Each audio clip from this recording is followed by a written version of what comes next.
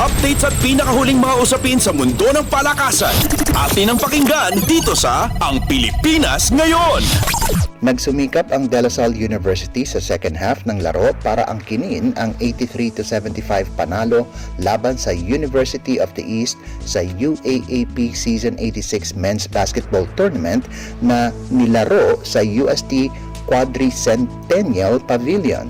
Nanguna si Raven Cortez sa nagawa nitong 18 puntos para pagandahin ang record ng Green Archers sa 4-3 at mapalakas ang kanilang kapit sa number 3 spot sa team standings. Sa unang laro, muling nasilayan ang bangis ng National University matapos nilang sakmalin ang 69-66 panalo kontra sa Adamson University. Humugot ng bangis ang Bulldogs kina Kean Baclaan at Jake Figueroa upang kunin ang 4-game winning streak at patatagin ang pwesto sa number 2 spot ng team standings tangan ang 6-1 record.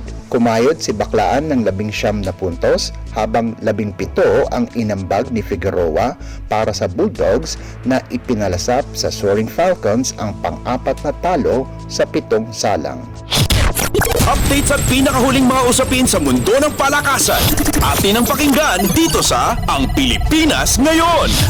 Hindi mapigilan si Michelle Gumabaw sa Batangas kung saan pinangunahan niya ang Creamline Coal Smashers para patumbahin ang Signal HD Spikers. Kinailangan lamang ng 3 sets ng Creamline para angkinin ang panalo, 25-20, 25-20 at 25-16 sa Premier Volleyball League o PVL 2nd 2023 All-Filipino Conference na ginanap sa Batangas City Sports Center. Napaganda ng Coal Smashers ang kanilang record sa 2-0 habang bumagsak sa 1-1 kartada ang HD Spikers. Nagtapos ng may 20 puntos si Gumabaw habang nakasampu naman si Tots Carlos. Si Ces Molina ang kaisa-isang player sa panig ng HD Spikers na nakagawa ng double digits na may 17 puntos galing sa 15 attacks at 2 blocks. Samantala, hindi pa rin naglalaro para sa Signal si Rachel Ann Dakis habang hindi rin naglaro si Ced Domingo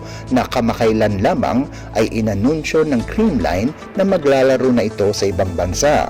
Sa isa pang laban, hindi naawa ang Petrogas Angels at tinambakan pa sa second set ang Girl 4 para dominahin ang defenders sa loob lamang ng 3 sets. Sa bisa na 25-11, 25-4 at 25-23, panalo laban sa Girl Floor, naging balanse ang atake ng Angels kung saang lahat ng 15 players ay naisabak sa laban.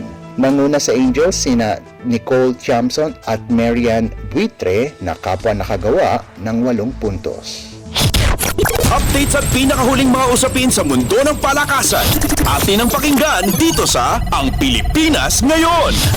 Pinatumba ng National University ang Arellano University 25-17, 25-22 at 25-13 para walisin ang Pool E sa Shakey's Super League o SSL Collegiate Preseason Championship Season 2 Playoffs na ginanap sa Rizal Memorial Coliseum sa Maynila.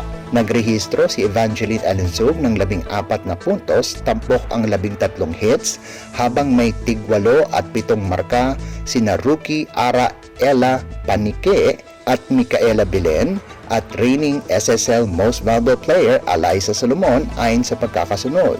Nakuha ng Lady Bulldogs ang malinis na 6-0 baraha patungo sa quarterfinals bilang number 1 team sa Pool E.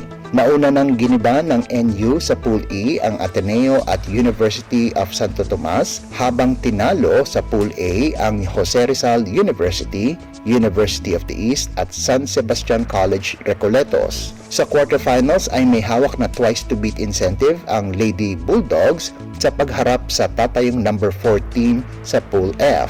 May 3-3 kartada naman ang Lady Chiefs na nakahugot kay Laika Tudlasan ng 11 markers. Updates at pinakahuling mga usapin sa mundo ng palakasan. Atin ang pakinggan dito sa Ang Pilipinas Ngayon. At yan ang pinakahuling balita sa larangan ng palakasan.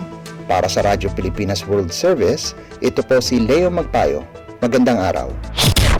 Updates at pinakahuling mga usapin sa mundo ng palakasan. Atin ang pakinggan dito sa Ang Pilipinas Ngayon.